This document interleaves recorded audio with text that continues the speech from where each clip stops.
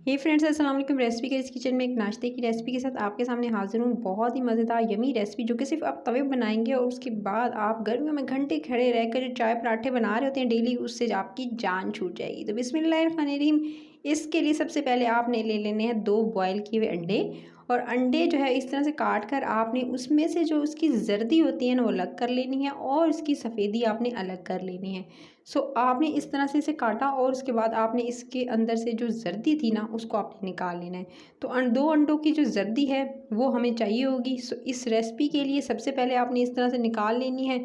जर्दी को अलग कर लिया मैंने और उसके बाद जो है उसको आप एक बॉल में शिफ्ट कर लीजिएगा। और सफ़ेदी को आप किसी भी रेसिपी में यूज़ कर सकते हैं, जो कि मैंने डिफरेंट तरह की रेसिपी सिखाई हैं, आप जाकर देख सकते हैं मेरे चैनल पर। उसके बाद आपने इस तरह से एक बॉल में शिफ्ट करने के बाद इसको हाथों की मदद से थोड़ा-सा कह सकते हैं कि इस तरह से चूरा कर लेना है, यानी इस तरह से इसको मसल लेना है मोटा-मोटा। और उसके बाद आपके सामने ये मैंने कर लिया है इसको। अब आप इसके अंदर शामिल करेंगे 2 अंडे की जर्दी के अंदर आपने हाफ़ कप ऑयल शामिल करना है। आधा कप जो होता है उस यानी जो प्याली होती है नॉर्मल, उसमें से आधी जो है वो आपने शामिल करनी है ऑयल की। साथ में आपने इसमें शामिल करना है आधा कप ही पिसी हुई चीनी, आइसिंग शुगर। उसके साथ आपने half tea spoon baking powder use करना है इसके अंदर। ये तमाम चीज़ें चली गई। अब आपने इसको विस्कर ले लीजिएगा, हैंड विस्कर, और उसकी मदद से आपने इसको बहुत अच्छे से मिक्स कर लेना है। अच्छा, आप चाहें तो बीटर का इस्तेमाल भी कर सकते हैं इसके लिए, लेकिन मुझे ज़रूरत नहीं थी तो मैंने इसको इसी तरह से ये दे सकते हैं अच्छा सा स्मूथ सा बैटर जो है वो रेडी कर लिया। सो इसको बहुत अच्छे से आपने जो है 2 से 3 मिनट लगेंगे और एक स्मूथ सा बैटर रेडी हो जाएगा। लेकिन विस्कर से करना है, चम्मच से नहीं करना है, क्योंकि स्मूथनेस चाहिए हमें। उसके बाद आपने इसके अंदर शामिल करना है 1 से 2 ड्रॉप वनीला एसेंस के। फिर आपने इसके अंदर शामिल करना है मैदा। अच्छा, मैदा जो है वो मैंने 1 कप मैदा लिया है और इसके अंदर आपने शामिल करना है 2 टेबल स्पून ही आप इसके अंदर शामिल करेंगे कॉर्नफ्लावर के।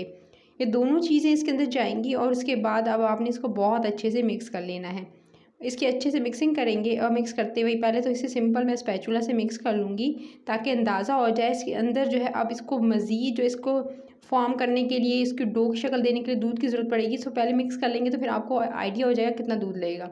तो तकरीबन इसमें तकरीबन 2 से 3 टेबल स्पून जस्ट लगे जो नॉर्मल खाने के होते हैं। और उसके बाद आपने इसे अच्छे से गूँध लेना है, जिस तरह से आटा गूँधा जाता है इसी तरह सख्त सी डो गूँधनी है। गूँधने के बाद से 15 मिनट का रेस्ट देना है। 15 मिनट के बाद जो है आपने इसको इस तरह से, इससे पहले तो बॉल्स बनानी है सिंपल जिस तरह से बॉल बनाई जाती है इस तरह से बना लेनी। राउंड फॉर्म की बॉल बना लीजिएगा और उसको बॉल्स बनाकर आप जो है इस तरह से रखते जाएंगे। एक प्लेट में मैंने सारी बॉल्स बना ली थी और ये आप देख सकते हैं सिर्फ 1 कप मैदा लगा है और उससे इतनी अच्छी खास क्वांटिटी में आपका नाश्ता रेडी हो जाएगा। तो पहले तो आपने राउंड फॉर्म जो बॉल थी उसको आपने इस किनारे से इस तरह से बोट की शेप देनी है। ठीक है, आप इस तरह से प्रेस करेंगे उंगली की मदद से, दोनों तरफ से आपने उंगलियों की मदद से प्रेस करना और इस तरह से इसको प्रेस करते हुए कुछ इस तरह से शेप दे देनी है। सो एक बोट की शेप दे दीजिएगा कुछ इस तरह से, लेकिन दरमियान से गोलाई रखिएगा और किनारे जो होंगे यानी उसकी जो एज है उसको इस तरह से शेप दे के देते हुए बिल्कुल इस तरह से एक आप एक बोट की शेप दे देंगे। और इस तरह से आपके सामने ये मैंने दे दिया है। इसकी शेप की फ़िक्र करने की ज़रूरत नहीं है, ये बिल्कुल सेट हो जाएगी जब आप इसे बेक करेंगे।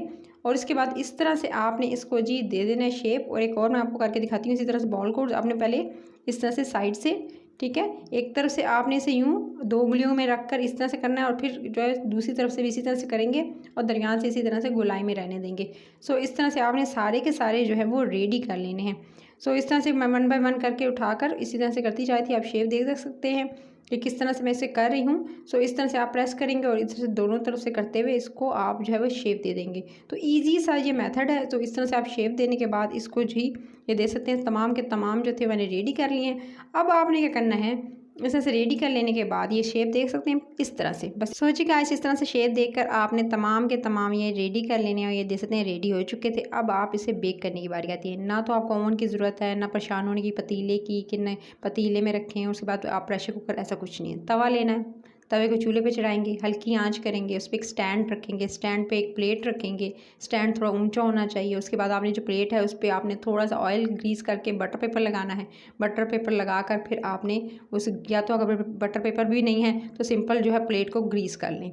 सिंपल सा तरीका है। उसके बाद आपने ये तमाम का तमाम इस तरह से रखते जाने हैं। रखते हुए इस बात का ध्यान रखना है कि इसके दरमियान में आपने थोड़ा सा जी फासला रखना है, ताकि ये अगर फूलें यानी राइज हों तो इसके आपस में जुड़े नहीं। तो इसलिए आपने इसके दरमियान जो है इस तरह से थोड़ा सा डिस्टेंस रखते हुए उसके बाद जी आपने ऊपर से रखना है एक पैन पतीला, और उसको कवर करके मैंने 15 मिनट का टाइम दिया था। टोटल 15 मिनट के बाद मैंने इसको हटाया है, तो ये 15 मिनट में बिल्कुल डन हो चुके हैं। ये दे सकते हैं परफेक्टली, बहुत गर्म है गाइस। सो इसको ठंडा करने के लिए आपने सिंपल किसी प्लेट वगैरह पर ठंडा नहीं करना है, कोई ऐसी वाइड रैक ले लीजिएगा, कोई ऐसी जाली नुमा होनी चाहिए चीज़ जिस पे आप इसे रख के ठंडा कर सकें। और उसके बाद जो है अब इस तरह से देख सकते हैं गर्म थे, इसलिए मैं इसको उतारती जा रही हूँ, प्लेट में से निकालती जा रही हूँ। और इस तरह से फिर नेक्स्ट जो है बैच इसी तरह से आप रखते जाएंगे। अच्छा, इसको नेक्स्ट टाइम में मैंने जो है वो थोड़ा सा इस तरह से एक साथ ही ढेरों ढेर रख दिए थे, क्योंकि जो डिस्टेंस है लेकिन रखा है, डिस्टेंस उसी तरह से रखा है, लेकिन फिर इस तरह से रखने के बाद सारे के सारे एक साथ ही रख दिए, ताकि जो है वो आप इजीली। लेकिन याद रहे कि जो आंच है वो आपने हल्की रखनी है, बिल्कुल धीमी आंच रखिएगा, ना दरमियानी होनी चाहिए ना तेज़ होनी चाहिए। ये अगर धीमी आंच से ज़्यादा बढ़ा देंगे तो क्या होगा, जल जाएंगे। सो इस बात का आपने ध्यान रखना है कि अंदर से कच्चे रह जाएंगे, बाहर से वो जो है वो जल जाएंगे, उनका डार्क कलर आ जाएगा। फिर जी जब तक हो रहे थे मैंने क्या किया, मैंने ये लिए हैं चॉकलेट वाले वेफर्स। आपको ईज़िली बाज़ार से मिल जाते हैं, हर एक का अपना टेस्ट होता है। अगर आपको चॉकलेट वाले पसंद नहीं है तो आप इसकी जगह जो है ऑरेंज वाले भी यूज़ कर सकते हैं। सो जी मैंने वेफर्स लिए हैं, और आप जो है तकरीबन 2 पैकेट बड़े साइज़ के ले लीजिएगा। और फिर जी वेफर्स को लेने के बाद फिर आपने क्या करना है, इस तरह से आपने ग्रेट कर लेना है। एक बॉल लीजिएगा और उसमें आपने इस तरह से ग्रेट करना स्टार्ट करना है। अच्छा, हाथों से तोड़ भी सकते हैं, लेकिन फिर बड़े साइज़ के क्या होगा कि उसके जो पीसेस हैं वो बड़े बड़े होंगे। सो इसलिए ईजी रह जाता है कि आप इसको जो है इस तरह से ग्रेटर से ग्रेट भी कर सकते हैं। तो दोनों चॉइसेस आपके पास हैं, जो मेथड आपको ईजी लगे उसी तरीके से आप कीजिएगा। सो मैंने इस तरह से सारे के सारा ये था ग्रेट कर लिए थे। तो जी ये आपके सामने जो है बिल्कुल चूरा हुए वेफर्स आपके सामने थे। अब आपने क्या करना है, ये भी रेडी हो चुके थे सारे, मैंने उनको निकाल लिया था और सिर्फ 15 मिनट का टाइम दिया, धीमी आंच पे रखा, और ये तमाम के तमाम रेडी हो गए। अब जब ये रेडी हो गए, ठंडे हो गए बिल्कुल एकदम, मैंने इसे वाइड रैक पे रख के ठंडा कर लिया। ठंडा कर लेने के बाद जी इसको अब आपने इसके ऊपर जो कह सकते हैं एक मज़ेदार सी डेकोरेशन करनी है, इसको और यमी और मज़ेदार बनाना चाहते हैं तो इसके लिए आपको फिर वेफर्स के साथ जो चीज़ आपको बताऊंगी आगे वो आप कर सकते हैं। अगर नहीं अगर जानना चाहते, अगर आप कहते हैं कि लो बजट में ही आप इसको रहना चाहते हैं, इसको बनाना चाहते हैं, तो फिर इतना ही आप रहने दें, और इसके बाद जो है वो थोड़ी बहुत जो है डेकोरेशन कर सकते हैं आप जो है चॉकलेट वगैरह से। लेकिन ये अभी परफेक्ट है, आप इसी तरह से भी सर्व कर सकते हैं टी के साथ, सुबह नाश्ते में, शाम की चाय के साथ। लेकिन अगर और तरीके से अच्छे तरीके से बनाना चाहते हैं तो फिर ये करना है कि आपने चॉकलेट लेनी है, उसके अंदर थोड़ा सा ऑयल डालना है और उसको ओवन में मेल्ट कर लेना है। तकरीबन 1 मिनट में ही ये मेल्ट हो जाएगी। डार्क चॉकलेट लिया मैंने, और दूसरी तरफ आपके सामने जो मैंने चूरा किए थे वेफर्स, दोनों चीज़ें मेरे पास हैं एक अलग अलग बाउल में। आपने क्या करना है, सबसे पहले जो चॉकलेट और जो ऑयल वाला मिक्सचर है उसके अंदर अच्छे से आपने इसको डिप करना है, जो बेक करके ठंडे के लिए थे मैंने। अब आपने इस तरह से इनको जी डिप करना है और उस पर अच्छे से कोटिंग करनी है। अच्छे से कोटिंग करेंगे और इस तरह से चॉकलेट कोटिंग करते हुए फिर आपने इसको जी इस पर अच्छे से अब दोबारा से एक पहले चॉकलेट की अब आपने इस पे लगाने जो वेफर्स थे उसकी कोटिंग कर लेनी है। तो ईज़िली आपके जो है मज़ेदार से नाश्ते बच्चों को तो बहुत ज़्यादा पसंद आएंगे, बड़ों को भी पसंद आएंगे। आप जो है इसे बनाकर जो है वो ईमान के मेहमानों के सामने रख सकते हैं। ईद उल अज़हा आने वाली है तो मीठे के तौर पर इसे यूज़ कर सकते हैं। सो ये मज़ेदार से ये दे सकते हैं एक मज़ेदार से शेप में, और इसकी शेप भी देखें कितनी डिफरेंट सी है। तो ये रेडी हो जाएंगे। अभी मैं आपको एक और करके दिखाती हूँ। इसी तरह से आप जो डिप करेंगे चॉकलेट में, इस पर चॉकलेट कोटिंग करेंगे। उसके बाद जो आप चाहें तो वाइट वाली चॉकलेट की कोटिंग भी कर सकते हैं। अगर आपके पास दोनों चॉइसेस हैं कि आप डार्क वाली नहीं यूज़ करना चाहते तो आप वाइट वाली भी यूज़ कर सकते हैं। उसके बाद आपने इस पर अच्छे से इस तरह से जो है वो कोटिंग करनी है वेफर्स की। सो इसी तरह से बनाकर रेडी करते जाएंगे। और अगर आप जो है वो आप नहीं करना चाहते ये दो ऊपर कोटिंग, तो फिर आप सिंपल भी रहने दे दीजिएगा, तो उससे बहुत ज़्यादा अच्छा टेस्ट था। इसका अंदर से जो टेस्ट है ना वो गाइस, यानी जो फिलिंग है अंदर की उसका टेस्ट अलग ही है। सो आपने जो है वो दोनों तरीक़ों से इसको बना सकते हैं। सो इस तरह से मैंने सारे के सारे डन कर लिए थे।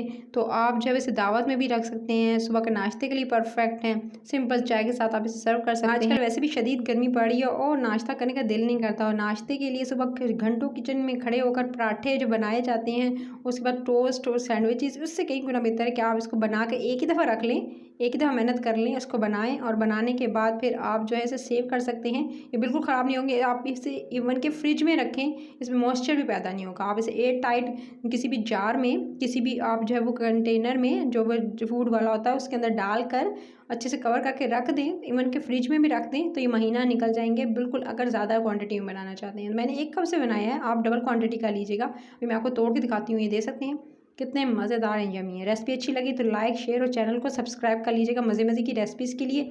अगर रेसिपी अच्छी लगी है तो आपने कमेंट ज़रूर करना है, बताना है कि ऐसी लगी रेसिपी। और ईद उल अज़हा से रिलेटेड मज़े मज़े की रेसिपीज़ आने वाली हैं, सो मिस आउट नहीं करनी और इस रेसिपी को ज़रूर ट्राई करना। अपना ख्याल रखिएगा, टेक केयर।